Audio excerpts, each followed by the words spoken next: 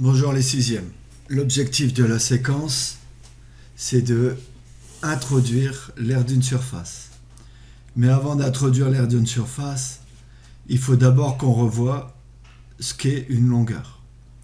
Alors pour rappel, on se donne un segment AB et on définit la longueur du segment AB par la mesure de la distance qui sépare A et B. Pour mesurer ce segment, il nous faut une unité. Évidemment, l'unité de longueur, c'est le centimètre. Évidemment, pour d'autres longueurs, on pourrait choisir une autre unité. Si je prends la longueur qui sépare Vermelles, par exemple, d'Arras, on prendra comme unité le kilomètre. Mais là, pour le segment AB, on va choisir le centimètre. Et mesurer le segment, c'est compter le nombre d'unités. Et donc, on va compter le nombre d'unités, le nombre de centimètres qu'il y a dans le segment AB. Eh bien, il y en a 1, 2, 3, 4, 5, 6, 7. 7 cm, il y a 7 unités dans le segment AB, il y a donc 7 cm, et on peut dire que la longueur AB est égale à 7 cm. On va maintenant introduire la notion d'aire. Pour parler d'aire, il faut une figure fermée. J'insiste, une figure fermée. Et on définit la surface d'une figure fermée, j'insiste bien, fermée, par la partie qui se trouve à l'intérieur de la figure. Je répète, la surface d'une figure, c'est la partie intérieure de la figure. Imaginons qu'on la peigne, eh bien on va peindre l'intérieur de la figure. Eh bien, l'aire, c'est la mesure de la surface. On va mesurer la surface, la partie intérieure de la figure. Alors, si on veut mesurer, il nous faut une unité. On choisit comme unité d'aire la surface à l'intérieur d'un carré qui mesure 1 cm de côté.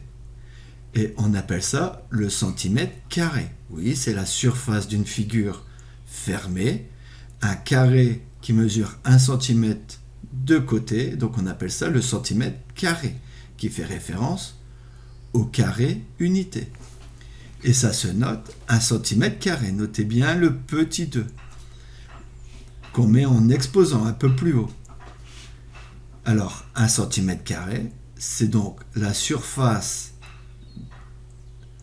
d'un carré qui mesure 1 cm de côté. Eh bien, ce sera ça, notre unité d'aire.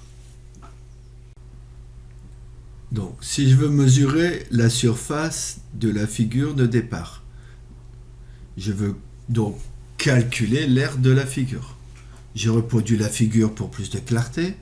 Donc, si je veux mesurer la surface de la figure, autrement dit, calculer l'aire de la figure, eh bien, je vais compter le nombre d'unités. Je vais compter le nombre d'unités carreaux, de carreaux unités, de centimètres carrés qu'on va pouvoir mettre à l'intérieur de la figure. Alors je peux en mettre 1, 2, 3, 4, 5, 6, 7, 8, 9. 9 cm carrés.